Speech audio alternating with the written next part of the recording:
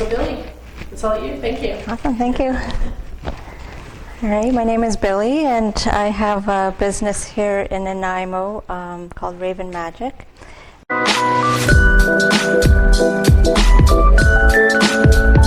And I do tarot readings, astrology readings, Reiki. I'm also a certified raw food chef. When I used to live in Comox, because I know you guys probably know Raw Rose. I don't know, some of you might. She certified me when I was living in Comox in 2005. So I've been back and forth. I grew up in BC, in New West, Burnaby. Then I moved to Alberta, Red Deer, Calgary, those areas, and then moved to Courtenay, then back to Red Deer. And now that all the kids have grown up and, you know, doing their own thing, I'm now on my own, so I'm here in Nanaimo, back on the island. So, and I work out of Lobelia's Lair. I do readings 4 days a week there, although they are closed right now, but they are talking about opening up pretty soon. But normally I do all their classes. I teach astrology classes as well as tarot classes, and I just started doing teaching Reiki as well, level 1, 2, and 3.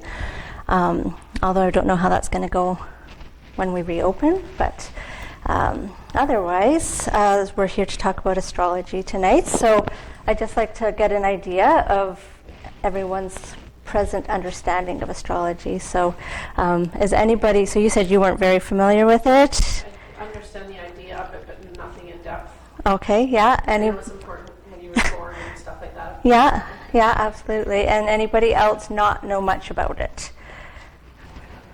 No, anybody know a lot? A little bit? Yeah? All right. You're two? Yeah. And so the most people know their sun sign, which is your zodiac sign. So that's the sign that based on your birthday. And I call it your sun sign because that's where the sun was in that zodiac sign when you were born. And it's your soul's purpose, right? It's light energy. It's what you're here. It's the energy that you're meant to filter through your soul's expression. So before I get too much into astrology, I'll share what it is about and why it's so important. And it's not going to be too much of an astrology class. And just I like to expose people because most people don't know how much. How important it is, right? Your natal charts are your soul's manual. It is what your soul came here to learn, to grow and evolve in this lifetime. So the more you understand your personal chart, the more you can consciously participate with your journey. And of course, your journey is going to happen regardless if you're paying attention or not. So some people choose to do it consciously, other people like to wing it and see what happens, right? And I tell people it's okay, you can come back another lifetime if you don't want to do it all in this one. So this way you might be able to little bit focus on what you really are here. It helps validate the journey. When I do readings for people, I find that the challenges that most people go through, because it shows up in your chart, it just makes people feel a little bit at ease because they understand that their soul had this mission to figure out these lessons in this way in order to grow and evolve, right? So with your natal chart, so this is your birth chart, and I will hand it out in a minute here, but this is my birth chart here. So everyone has one. So it is based on the time you were born, place you were born, your date. And so it maps out what it is. It's a snapshot of where the planets were when you were born. So it's, where all the energies, right? You're not just, your sun sign. You're every planet, every zodiac sign has an influence in your all the cosmos, right? But the actual pattern that it plays out in is going to vary based on your story and what you're here to figure out. So we have these different, formulas that make up our particular expression, right? And that's why not all of the same sign, are the same, because there's so many different things that are contributing to that energy. So your natal chart, it's the snapshot of where all the planets were at the time you took your first breath. That's why we have the time of birth. And it shows up to to me, it's like an energetic imprint into you, making up all the different energies that's happening. And so it's like, it's your manuals. That's the biggest thing. It's the more you understand it, like anything that has a manual, you can buy something and you can play around with it and see what it does, or you can read the manual and actually find out that there's all these other things. And there's gifts that are validated, or challenges that are, so it's just a way of exploring all of it, and to really accept who you are. Part of it is finding that alignment to your truth, your authentic expression, right? And it's really helped me to understand there's no reason to judge anybody, because there's just so many different things that we've come here to learn. And so part of my belief is source energy is, where we all come from. And as we're coming down here, we're each handed our mission, right? And that's your natal chart. So it's here's your mission, here's your mission, here's your mission, right? And so we have these different missions. We're all in it together. I know that sounds awful now, but in the bigger picture, right?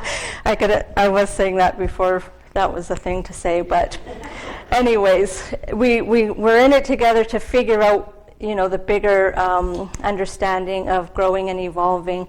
We're just doing it in our own different ways. So it just has allowed me to really honor each journey and understand that, it's all okay no matter what. And all energies have a polarity, right? So with every zodiac sign, there's the polarity of its lowest expression or its highest expression.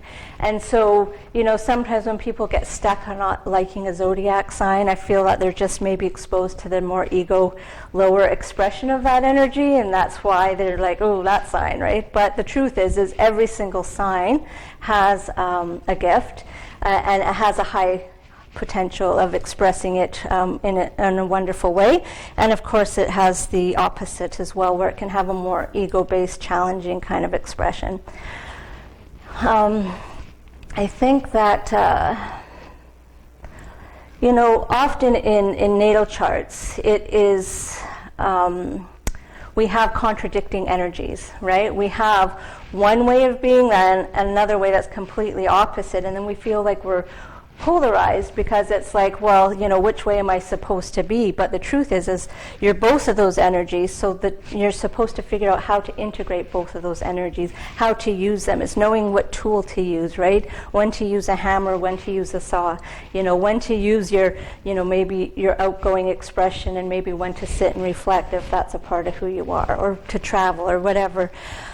And I guess it's just about really seeing what's naturally you, because the more you're in alignment with who you are, the more on purpose you are. Because in my belief, and I guess everything I say is my belief, so I don't have to say that with each thing, but a part of how I see it is that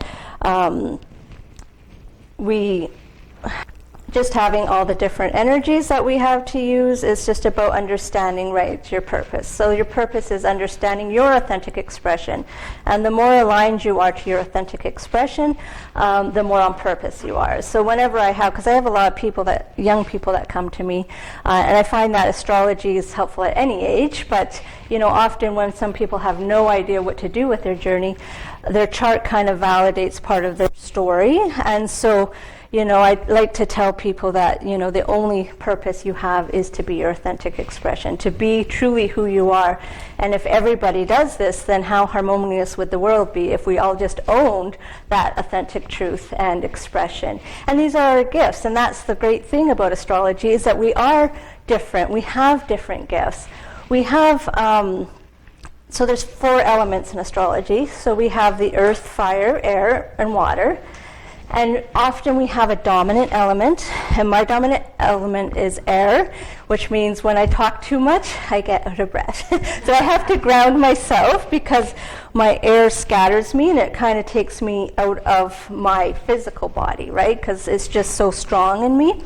I do have an earth moon, which is great because it can bring me into my body and bring me back down, right? But having the air dominant, yes, I have to remember to breathe. You think I would know how with all that air, but it's something that's the, I guess, the polarity of that expression. So we have all the elements in our chart, but in different proportions, right?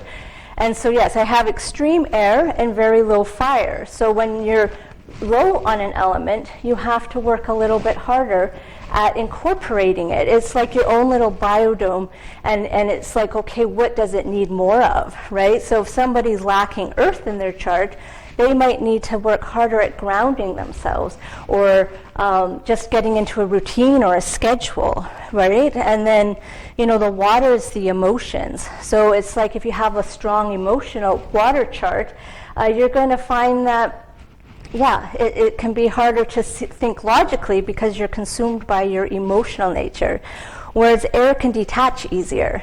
And so when you're able to detach easier, it's easy for you to let go of things and you don't hold on to things as much, whereas water-dominant people, I find, are like carrying the ocean with them and everything is always present and it's just a matter of it surfacing, right? If you have extreme fire, you're going to be more impulsive. You're going to start lots of things and maybe not finish them. You'll need physical activity, physical sports, adventure and excitement. A lot of fire signs like to be around other fire signs because they're that go-go kind of energy. And so this is a part of, for me, always attracting people who are like, come on, let's go, right? It's because my lack of fire keeps me from just wanting to go. I love it once I'm there, but to get me out the door, you kind of have to light that fire under my butt, right? Because it's not my go-to. And so this is just understanding, for physical activity, I have to consciously work harder to bring that fire in, right? And so just knowing, like I have 3 children, and my one daughter, who is a fire sign, she's a Sagittarius, she actually is water dominant in her chart. And so she was a very emotional child, but I didn't know about astrology when I was raising them. And now that I do, and I got to look at their charts, it was like, wow, they make so much more sense now, right? Whereas my son, who was air dominant, could let it go and he'd be like, get over it, why are you crying? Where she was just like, very emotional about everything, right? And then my older daughter, who's got the fire strong in her chart, very independent, moved to Montreal as soon as she was old enough to be on her own, just very free-spirited and open, right? So understanding the elements in your chart, or even in the people in your lives chart, really just helps you understand their natural ways of operating, right? Often earth people move slower. They do things at their own pace. They kind of just... they're just like, they're in their moment, right? So this is part of, then they're hard workers and they get things done, and so the earth energy is very productive, right? And they love to be outside and outdoors. But they're going to do things on their own time. Whereas the fire signs, it's like if we knew these things when we're teaching our children, or if we're running a company, understanding each person's gift just on their elements alone, never mind all the other astrological stuff, knowing their dominant element, you get the earth people to just kind of put their heads down and go at it, right? You get the fire people to be a little more social or physically active and getting, the hype up, or whatever the thing is that, you need a lot of energy, right? Fire's that fuel. And then you can, use the emotional people, the water, a little more sensitive stuff that need to kind of feel and be with the energy, and then the air to, the reading and the analyzing and the talking, Although it's funny about air dominant people is that they are like a balloon, right? They have moments where they just burst out with a whole bunch of talking, and then they're like really quiet for a long time, right? So it's like one or the other. They're not always talking, right? So we have the different elements to our advantage to understand that we have different gifts. And so if we knew that in teaching children, we would understand that some kids need to sit still and just be with their learning and what they're doing, and other kids need to physically be moving, especially if they have a fire moon. So we all have a moon sign, and the moon sign is your emotional, it's your personal, intimate energy. It is how you were raised. It's a part of your upbringing. It's part of the mother energy. And so when I look at children's charts, I look at their moon sign, because we're more our moon sign growing up than we are our sun sign. And so this is looking at, and this becomes our subconscious nature too, because it has to do with our imprinting, right? And so understanding that the moon sign, in children, how they learn and how they need certain attention and how they just need to be nurtured. And it also shows, maybe if there was lack of nurturing as well, right? Which I'll kind of get into in a minute. And so one of the things, because I don't organize my talks, and maybe I should because I don't do them very often, it can go in so many directions because astrology is such a huge, huge topic, right? And it's got just lots of different areas that it can go. And I find that, it's easy to get all over the place. So if you guys have any questions as I'm going, just, to stop me and ask. Yeah. Because I was wondering, how do you know what your water area is? So a part of that is getting your chart done, right? So when I do your readings, this is a chart you would get. So this is my natal chart, and so you can see the blue is the air, and see how extreme my air is there. It's not just based on when you're born. Well, it is, but it'll show up on a natal chart, right? It has to do with the placements, the planets, the houses they're in, and all that stuff. So it's a part of, part of it is, unless you want to learn it yourself, that's, sometimes people just prefer to come to me for a reading because I can figure that all out for you and kind of help. Like when I prepare for a reading, I actually study your chart for like 3 hours before the reading, researching it, understanding it, seeing the themes, because there's always multiple themes that show up in a person's chart in their journey.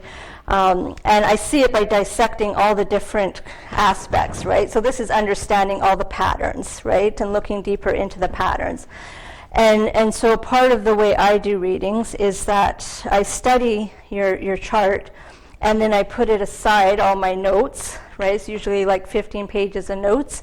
And then when I do your reading, it is completely, it's not completely, it's intuitive. It's me also connecting energetically with you and your story and understanding, because there's different things, right? Just because this is your chart, this is your potential, right? This is what your soul's potential is to experience. This is the playground, the map that it can to come and be a part of. But we look at things like conditioning, or your upbringing, also your soul. How old is your soul? Are you a more evolved soul? Are you here to be a little more present and advanced in your journey, or not? But usually people who've come for an astrology reading are a little more advanced in the sense of connecting with their truth.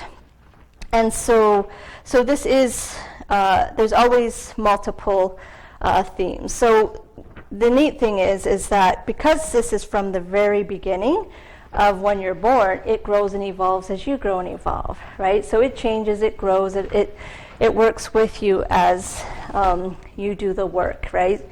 And so like one of my themes, and so if I had my chart read when I was like say 19, I would be like, I wouldn't really connect with it because I wasn't that aware of myself at that age, right?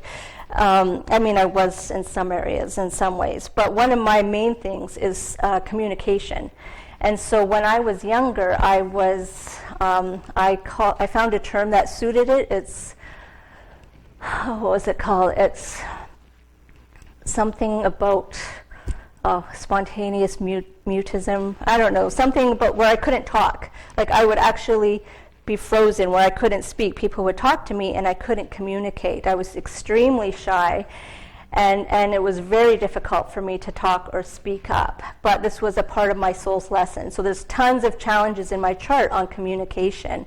And so as I've been doing the work and growing, and as transits go around my chart and light things up, it's giving me opportunities to work on that. And so now I'm teaching, writing, speaking. All these things are part of it. Obviously, it's still a work in progress because I'm still alive, right? It's just a part of my journey. So, Can you talk more about what you mean by as transits go around? yeah, And light things up? Does that mean yeah. So, years? yeah. So what? Sorry. So what happens is, so we all have. There's 3 different ways we work with charts here. So your natal chart is your personal journey, right? And then the planets are all in the sky right now, right? And they're all moving around and in different positions. So technically they're going, actually, I can show you on here. I'll just put it on because I think you guys can all see this.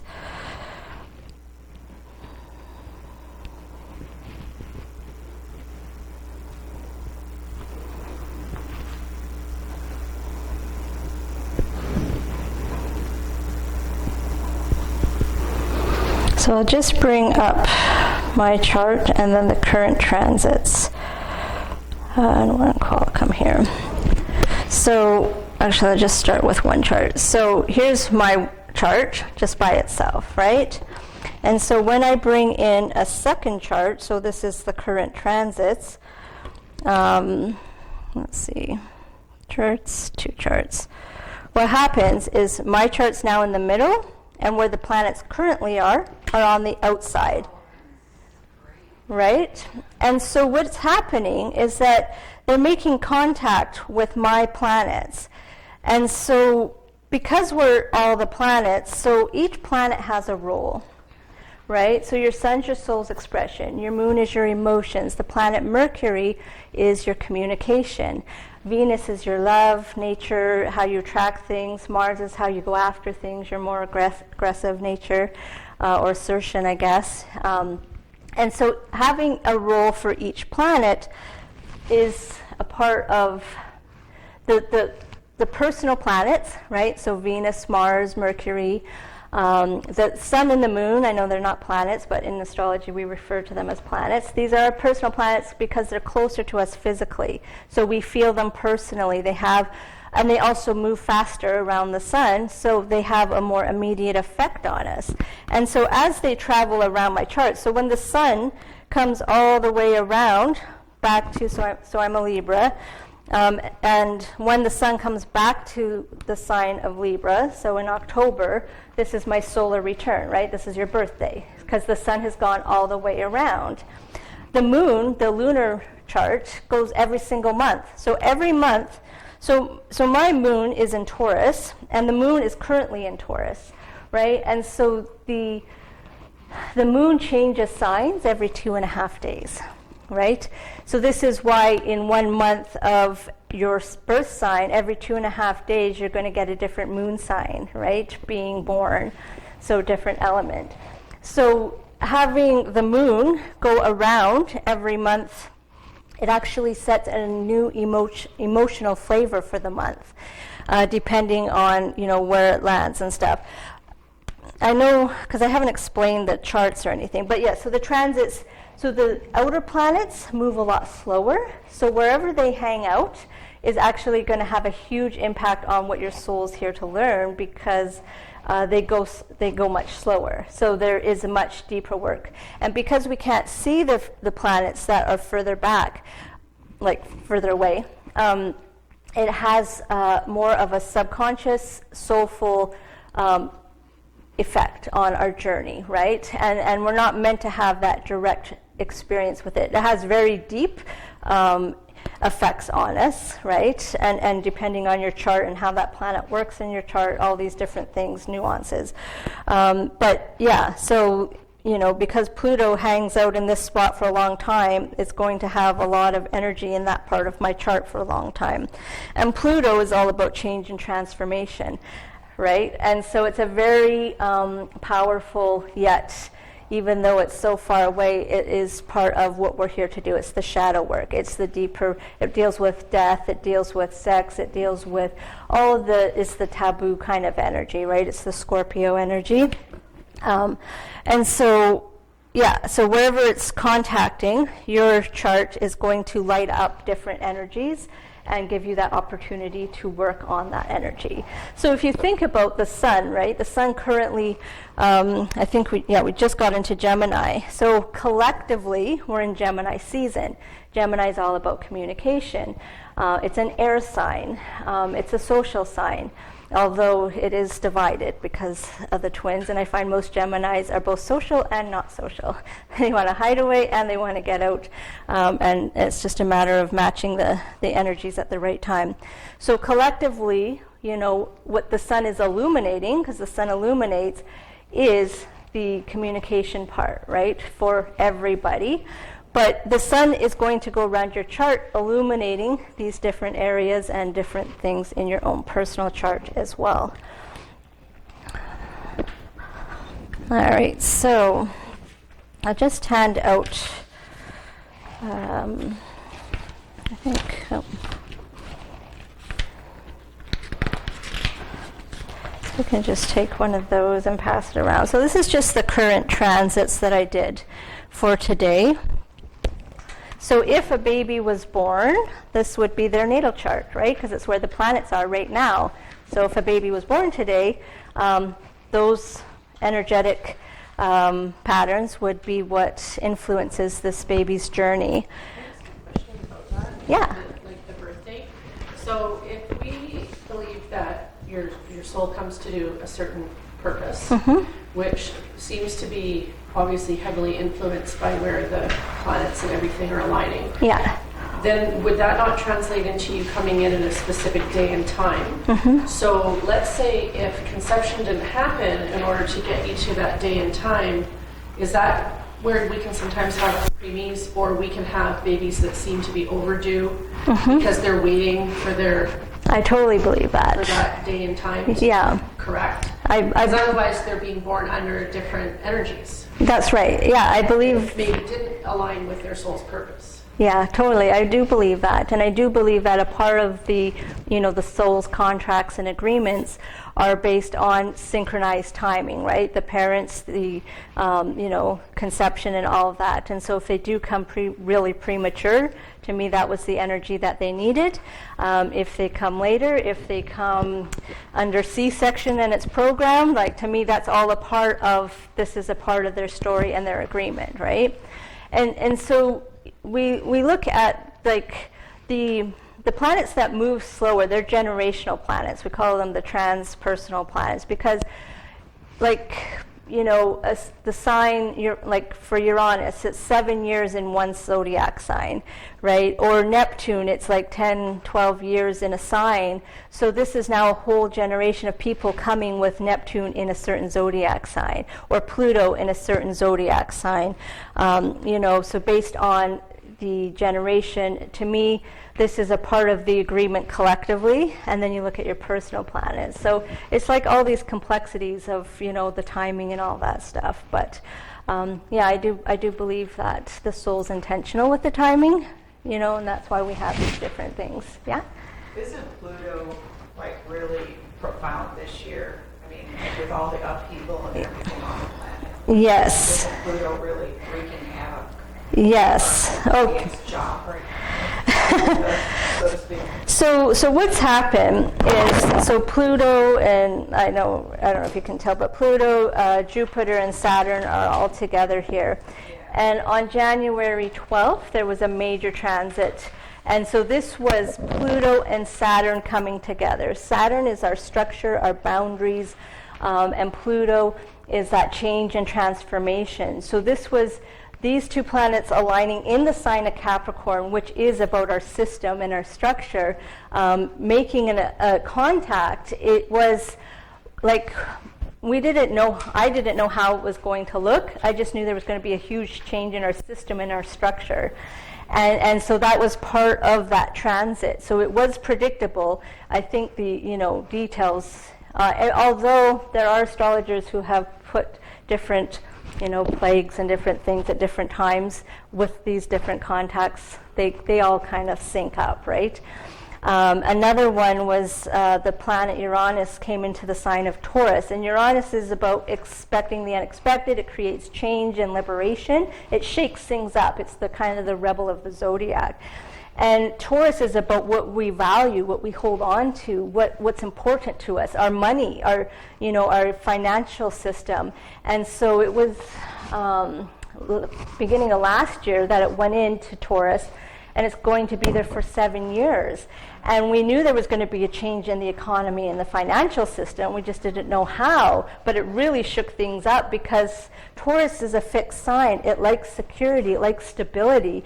And so to have a planet Uranus, which is not stable, it is, it's just a very erratic energy in a stable sign. It really was creating this unsettling energy. And when it comes in to a sign in the beginning, it shakes things up, then we kind of figure it out. And then at the end of the transit, we kind of incorporate and integrate that energy, and then it leaves and goes into the next sign. And then we're ready for the next energy, right? So yeah, there's so many transits that are happening that are supporting all these different changes collectively. And then how they affect you personally will be dependent on where they're in your chart, right? And so, yeah, so you can see there. So I guess, I'll teach you a little bit about, I don't know, I hope I have enough for everyone here. So you can take one of those. So this is the astrology wheel. And so this is called a natural wheel. So it is without the birth time, right? So this is just what the wheel looks like organically. And so what happens is we have all the planets that are in a zodiac sign, and then all the houses. So every single natal chart has 12 houses. Every house represents an area of life. So one of the ways, did we run out? Or, yeah? Yeah, that's okay. Okay, you understand, you've got your chart there, Yeah. So. One of the ways I like to describe it is that your soul is the main character of your story. So it comes down and it has all these different characters that are part of your story, right? And so each character has a different costume. So your sun sign is the main character. It's the lead role, right? And it puts on the costume of whatever zodiac sign you are. So my main character put on the costume of Libra. And so this is a part of how I'm presenting myself. This is a part of my need for balance, other people, that kind of connection. And so now what happens is, depending on which house my sun lands in, is the stage, right? So this is the stage it wants to perform in. So my communication planet, Mercury, is in the sign of Scorpio. So the way I communicate, Scorpio is very in-depth. It likes to study, it likes to go deep, it likes to really do the deep soul work. It's not surface. So my mind likes to explore and understand, the bigger meanings of life. And so that's the costume that my mind, my character Mercury in communication puts on. And that's why we have different ways of communicating that, sometimes work with some people and sometimes don't.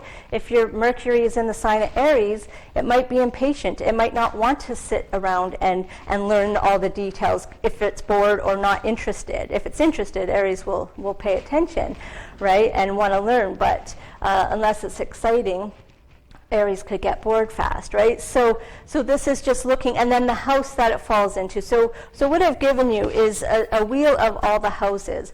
So the houses represent different energies. And so if you see in the natal or the transit chart that I've given you, it's all the different houses. The numbers are in the middle, right? So you've got 1 to 12 there. And so I think, are the numbers on your handout too in the middle? Yeah. So this is houses 1 to 12. And so, you know, for today, oh, that's my chart. For today, if a child was born, I didn't see which house the sun was in.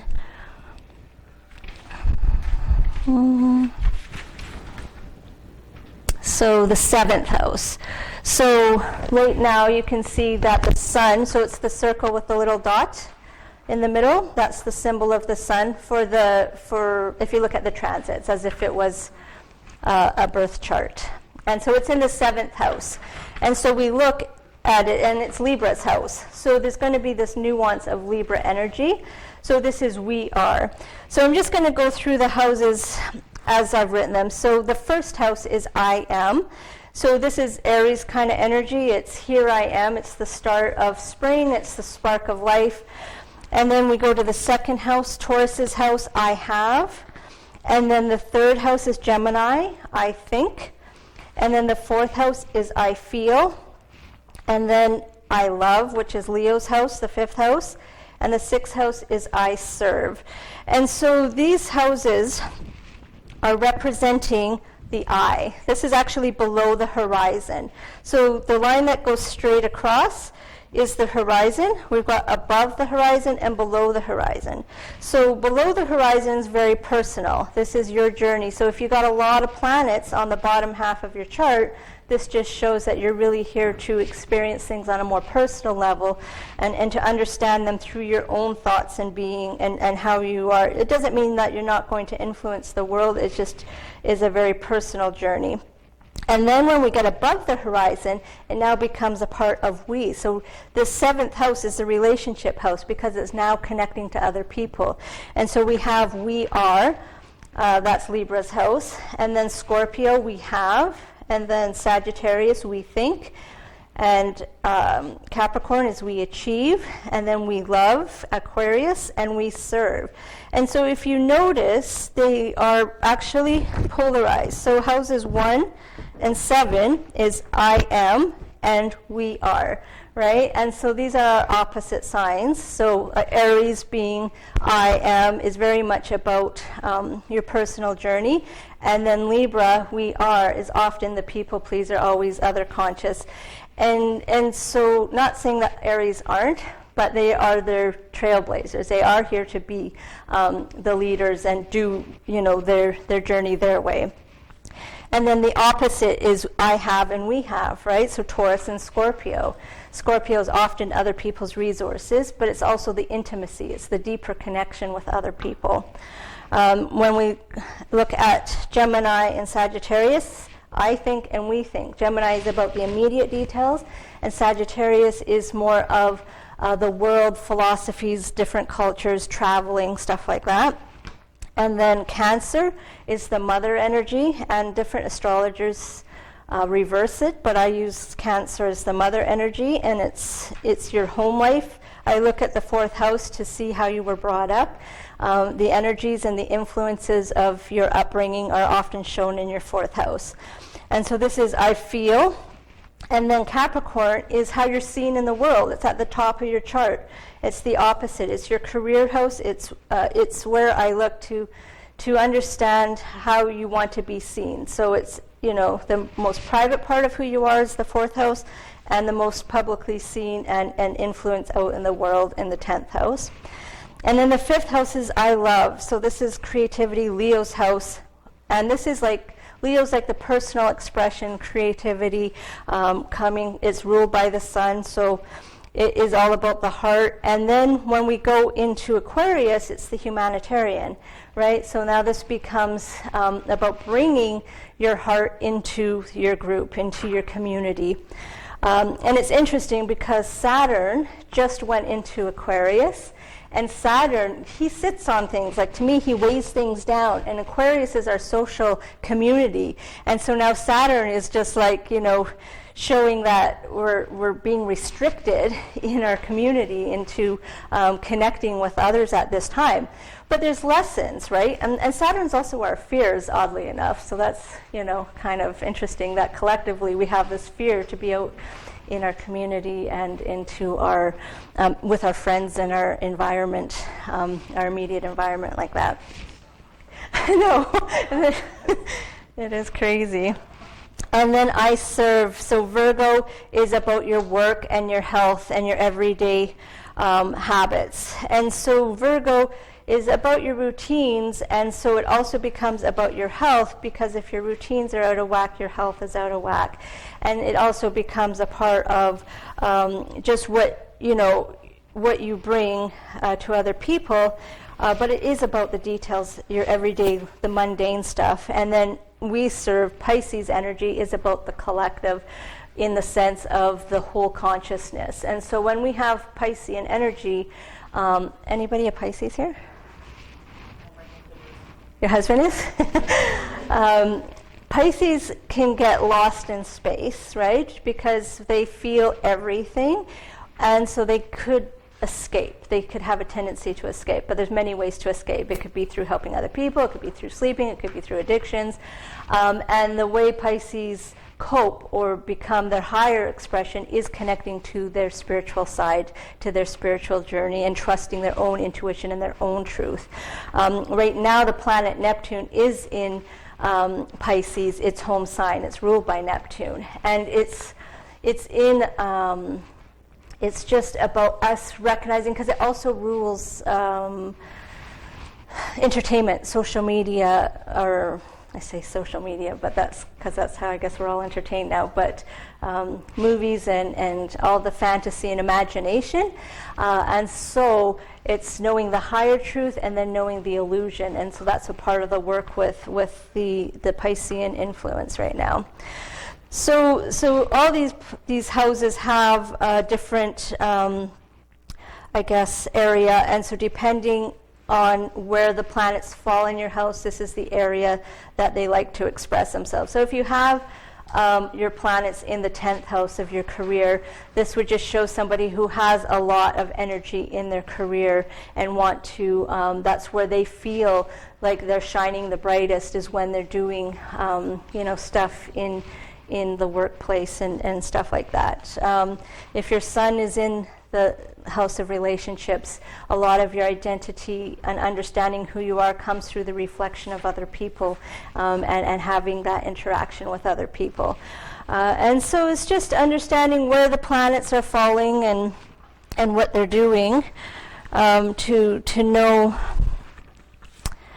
So I guess I will use this since I brought it. So actually I'd like to know what's your sun sign? Virgo. You're Virgo, yeah. Do you know yours? Sagittarius. Sagittarius, yeah. Aquarius. Cancer. Taurus, but I feel long like my birthday's right on the cusp of Aries and Taurus. Okay. Both. Right, and so often when somebody is on the cusp, it's because they have the other planets close by, right? Like the personal planet. So if your sun is just at the beginning of Taurus, you might have your planet Mercury in Aries, right? Because the Mercury and Sun are always close, so maybe your communication is in Aries. So that's why there will be that influence. But the Sun will always be exactly in a sign, because there's 30 degrees in every zodiac sign. And so I have my sister's, I guess it'd be my great nephew, and she was excited because he was a Leo like her. And I'm like, no, he's not. He's actually a Virgo. And she's like, nah. and I said, it's because the sun has to change signs, right? And so at 10 in the morning, on the day he was born, the sun went from Leo into Virgo. And so he was born at 8 at night. Like, I'm at the very end of Libra. 5 hours after I was born, the sun went into Scorpio, but I'm still a Libra. But I'm at the last degree. And so if you're at the last degree of a sign, you've actually done this before. You actually are here to kind of own those energies. If you come at the beginning, like for you as an early Taurus, you're really here because you're going to spend the first 30 years, because the sun progresses, not trying to get too complicated, but the first 30 years of your life, you're going to have Taurus energy. And then after 30 years, after 30 to 60, it's going to go into Gemini, right? And then 60, so you usually have 3 influences of signs. And so the first 30 years of my life, I was influenced with Scorpio energy and Scorpio theme. So I experienced a lot of death, addiction, all these things that are Scorpio related were a part of my journey in my first 30 years. And now I'm into the Sagittarius energy. So what was your sign? Scorpio. So have you, I won't go there. I don't want to, we're in a group. I won't put anyone on the spot. And what's your sign? Sagittarius, yeah. Do you know yours? Scorpio as well, yeah. And, oh, yes. Libra, all right. And Scorpio, are you two together? Yeah, because Scorpio and Libras are usually, I find they're usually together for some reason. It's not uncommon to see neighboring signs. Like, obviously, there's always different rules and exceptions, but often I see in couples, they're neighboring signs or opposite signs, where they attract the opposite sign. And so, all right, so I know I was going somewhere. Oh, right. So now that we know your sign, so the signs, so are you familiar with the element that your sign is? Like, do you know you're an earth sign? So it's pretty apparent, but I didn't know, but I guessed it because that's what I love. You love being connected to earth. And Virgo, because of the nature of Virgo, it's actually a very sensitive sign to the body. And so Virgo is usually needing to be diligent with their consumption, nothing like they need organic or healthy, nothing too toxic, right? Yeah. And your body will get grumpy and tell you. Yeah, it does. And so that's a part of the Virgo energy. And so you might, even if you're not a Virgo sun, some of you actually might be a Virgo moon, right? And so this is still going to have that influence. That's why knowing your chart is really going, oh, that makes so much more sense, right? And so, yeah, so you're an earth sign. Sagittarius is a fire sign. Aquarius is an air sign. Cancer is a water sign. Taurus is an earth. But what's the actual birthday? 22nd. Oh, so you're a Taurus. Yeah. But you feel the Aries. Still Aries. Yes. I switch back and forth all the time. My family always says, oh, yeah, she's in Aries mode. Okay. See, energy. I switch back to Taurus, yeah. Right, and so, yeah, there would be probably things that would show up in your chart that would maybe, because you can be an earth sign and be fire dominant, right? That just can happen. So that might be what you're feeling. And so a part of it is learning. If there's too much fiery energy in your chart, then you might need to, you have that energy to find that routine and that grounding and that's, that kind of security, right? All right, and Scorpio's a water sign, and you said Sagittarius? Yeah, so fire, and then water sign, Scorpio. So we have a little bit, and then an air sign for Libra. And so, yeah, so you'll have all these, different elements just based on your sun sign. So the reason I was going to bring that up is that, let's just say, so this is the sun. Say your sun is in, I'll just go with mine, Libra. So Libra is all about harmony and peace and kind of really needing balance. I find that a lot of Libras actually go to extremes, or maybe that's just me, but it's swinging from one end to the other, trying to find that balance. And so what can happen is that your sun might have a heavy planet with it. So even though I'm, these things are important to me, if Saturn was in Libra when I was born, right there with it, I now am, more reserved or conservative, and it's going to influence me, right?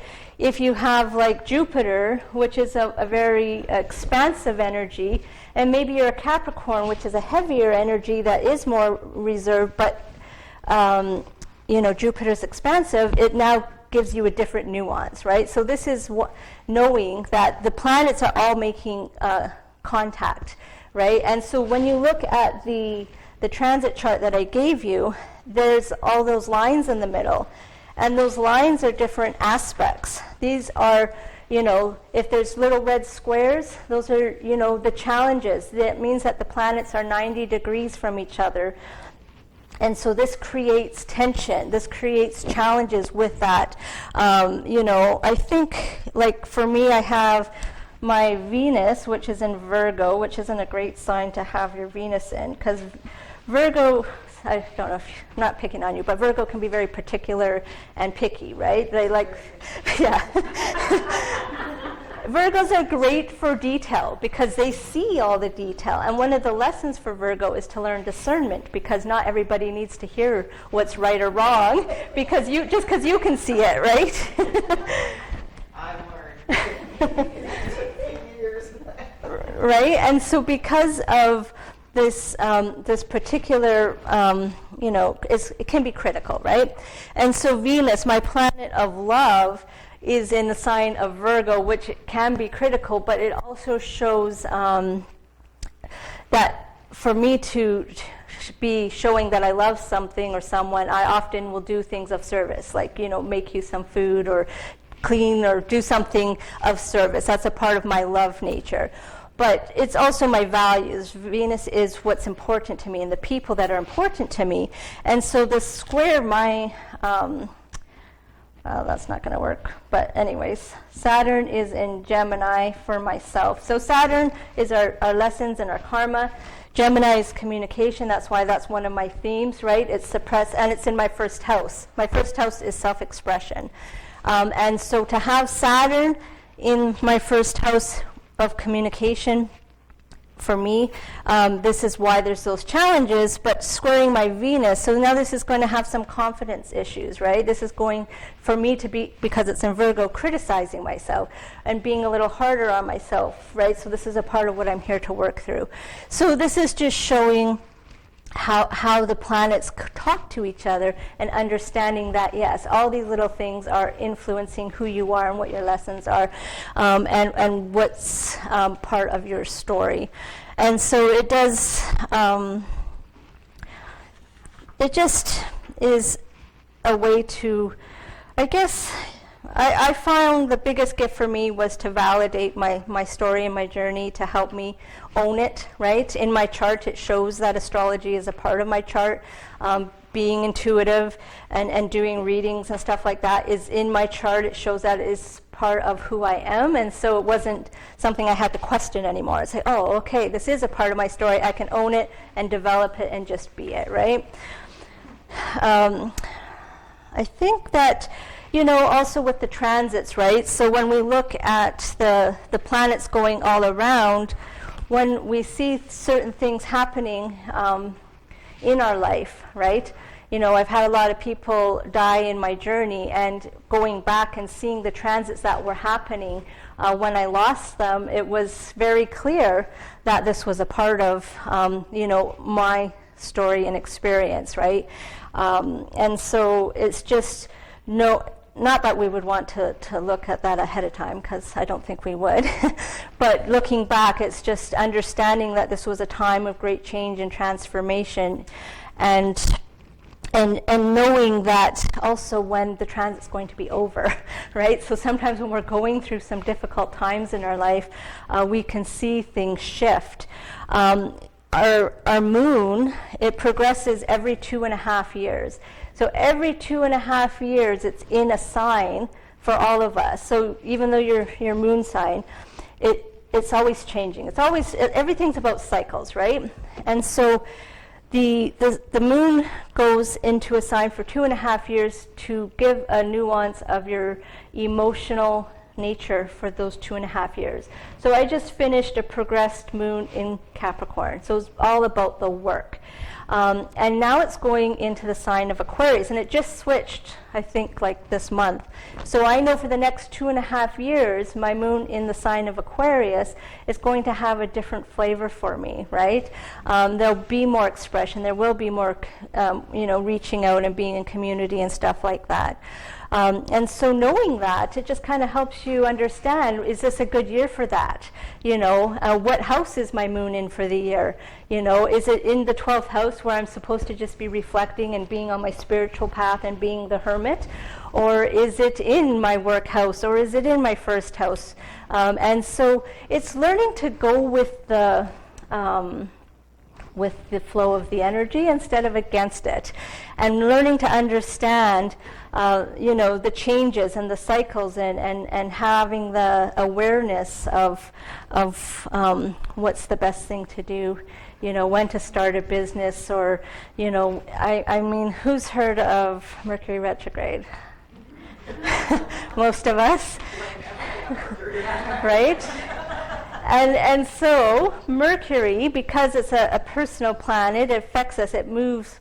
And I just realized Mercury rules, I didn't. What time are we then? Am I over? 8 for sure, and then 8:30 if you want to. Okay. It's almost 8. I just am talking because I didn't have anything planned. But there's just so much with astrology that I knew I wouldn't run out of stuff to say.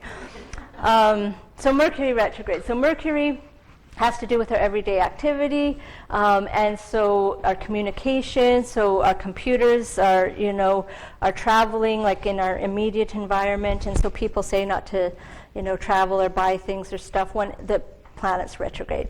So Mercury retrograde is not actually going backwards, but it is in the appearance, right? So like if a car is going faster, so if this is Mercury and this is Earth here, it just looks like it's going backwards, but it's just it's going slower, right? And so when a planet is retrograde, so if you look on the transit page that you have, the little R, I think there's an RX, yeah?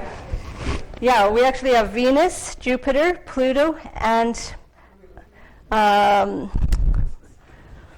where do we have right now?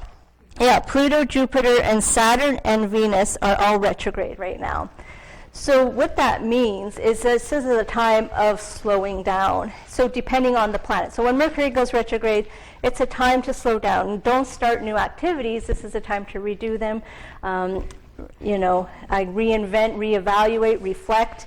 And so when people come across a bunch of problems with Mercury retrograde, it's because they're still moving fast, right? So if you're taking a trip and you just drive from A to B and you don't stop, right, it's just you're missing the point. So when the planets go retrograde, it's like stop the car, get out, reflect, be in the moment kind of thing, see what's happening. And so anytime a planet's retrograde is just a real time to go inward, right? And so the reason I believe these happen is just that ebb and flow, moving forward, taking a pause, right? And so it's understanding right now Venus is in retrograde, and it doesn't happen. It happens like every 18 months, I think. And so Venus, the planet of love, our values, our money, all these things, we look at how does it influence me? And so you would look at Venus in your chart to see where Venus is contacting your personal chart to see the area of life that you need to reflect on, right? And so when we have a lot of planets retrograde, this is a time of slowing down, and obviously we've all been made to slow down. There's a lot of pauses and different things, right? And so this is the personal internalized work. And then when they go forward, there are times when they're all moving forward, and then this is just moving in that forward direction. So it's understanding how that works. Yeah? Well, on a different topic slightly, I just wanted to ask about how signs work together, or they don't. Because several years ago, I worked with a lady who knew a lot about this, and I was talking about my sister-in-law. And she asked what my sign was, and I happened to know because my sister-in-law was born on the same day as my brother. Mm-hmm. They're no longer together. But anyways, she said, well, that makes sense. She's intimidated by you because you're fire, or you're water, and she's fire. And then I come to realize that my husband is Leo as well. Okay. So, and then looking at like our relationship, we have several projects going on, and he'll say, well, what do you want to do with this? And every time I give an idea, he tells me 3 different ways why it can't happen that way. So I'm wondering, is that part of just the dichotomy of the signs and possibly him being intimidated? I have no idea. Or my ideas or something like that. Like I've even started saying to him, don't ask me, just do it however you want to do it. Because you can, right. Right? And so this is all depending on his filters, right? So how his mind works, depending what sign it's in, will be how he processes the information or how he expresses it or doesn't, right? And so when it comes to people together, so this is called synastry reading. So just like I showed you with my transits, you can put two people's charts together. And so now you see how they influence each other, and you get all the different aspects of this connection, this energetic connection. And so some relationships are more challenging than others. Maybe they've got a whole bunch of squares in them, right? And I kind of got distracted, but in the aspects, you've got the triangles, the trines, they're more harmonious, they're a little easier. Then you've got oppositions, and so this is looking at it from two different angles, right? And so you can have it, where you look at things differently, but still can work together, right? So knowing that everybody has their way of operating naturally, when you have, because in the basic form, air and fire work together, right? They are, yang energy. And then water and earth are yin, so they're inward. And so they are ideally just more understanding of each other's nature, right? But because unless you know somebody's whole chart, it's hard to say, right? So I've seen it where two people aren't in the ideal signs, sun signs, but if like your moon is in the same sign as their sun, right? Now your moon, your emotional nature understands their way of being, right? So this works together. So did I answer your question? Yeah. And so this is understanding different challenges in a relationship. And so actually did a couples reading for someone who was divorced because they wanted to understand their marriage. And so it was just, and I also have a friend who's in the dating world, and so every time she meets a new person, she gives me their birth date to do a synastry. Yeah, to get the synastry reading in there to understand. But the truth is, it depends on how you feel about relationships, because I believe that these challenges are relevant for our soul's growth and evolution. So just because there's challenges in a chart, if you're here to grow and evolve, then that's a good thing, right? And often we complement each other. We can be completely different than our partner, and that's because we need that energy to understand it, to help us, because we don't have that energy naturally, right? So again, it depends on also how evolved each soul is, whether or not they are trying to be their highest expression of it, or if they're more ego-based, right? So I think it all comes down to, I guess, what you're here to do and how you want to do it, and whether you care to understand your chart. This is a manual. This to me gives you that self expression and knowing your truth and not needing to be told what that is. And so this is a part of understanding what you're here to do.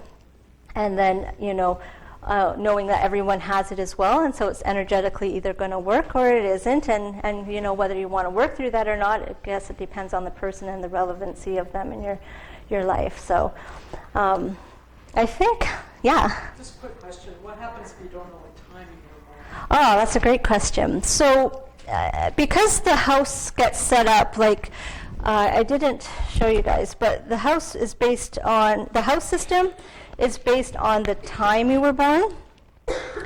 And so if I show you here, so this is the rising sign. So the rising sign, so if a baby was born today in Qualicum Beach, they would be a Scorpio rising. And so the rising sign is the sign that's coming up on the eastern horizon. And it's going to be the energy that sets off all the house placements, because now these houses are ruled by these signs, right? So they have this whole different setup. And so the planets are going to fall. So if I show you here, if I change the time, see how all the planets shift into different houses? Right? So what's happening is that their house placement's going to be different. So if you don't know the time you were born, I wouldn't focus on the house placements, right? And so I just trust that your soul doesn't need that information in this lifetime. But with the exception of the moon, all the planets are pretty much where they're going to be on the day you were born.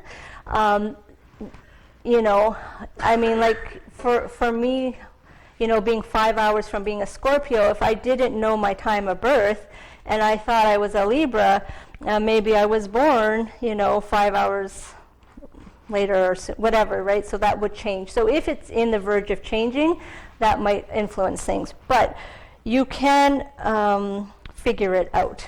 Like the more you explore your chart and your energies, the more you actually understand.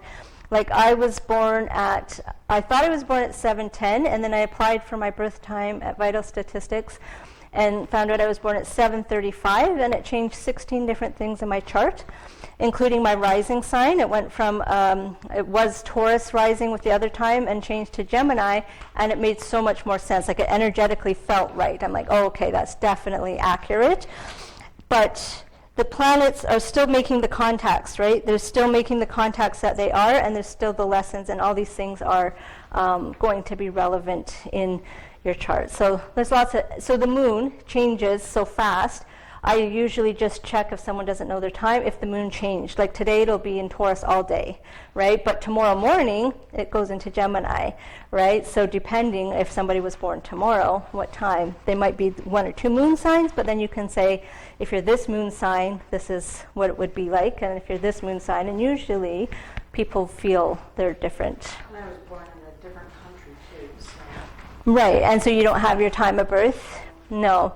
And so you would still be able to look it up and get, I've done a few readings with not knowing the birth time, and it's still a lot of valuable information, but you're just missing the location of where those planets are expressing themselves, right? And so that's just a part of it, but yeah. Out of curiosity, I just have to know my sun is 9 degrees Virgo. Okay, yeah. So what does that mean? Does that mean I have a lot of Virgo stuff to learn? So you were, because they go in decans, so they're divided into 10, so 0 to 9, so you're born in the first one. So then you would have had, I guess, if it's 30 years, so you would have had 20 years in the Virgo, so about the age of, approximately around the age of 20. It then would have went into Libra. So from 20 to 50 would have been Libra kind of focus, and then 50 would be into Scorpio kind of thing, and then that would have a different, if that makes sense. Any other questions? Just because I know I'm all over the place. Is that, Could you just comment on modes? I was wondering about the cardinal fixed and the mutable. right, okay, so those are,